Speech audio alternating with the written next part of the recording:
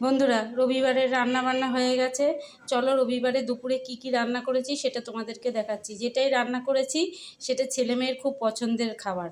চলো কি রান্না করেছি সেটা দেখাচ্ছি। দেখানোর আগে এটা দেখি, এটা করে নিয়েছি শসা আর টক দই দিয়ে রায়তা। এখানে একটা পেঁয়াজ কেটে নিয়েছি।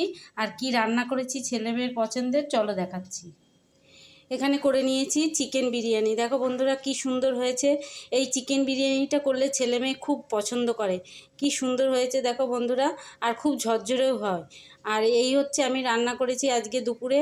আর আমার রান্নাবান্নাগুলো কেমন লাগে অবশ্যই তোমরা কমেন্টে জানিও। ভালো লেগে থাকলে লাইক শেয়ার ফলো করে দিও। আর ইউটিউব থেকে দেখে থাকলে অবশ্যই একটা সাবস্ক্রাইব করো। আর আজকে চিকেন বিরিয়ানিটাও আগের দিনের মতো করেই করেছি।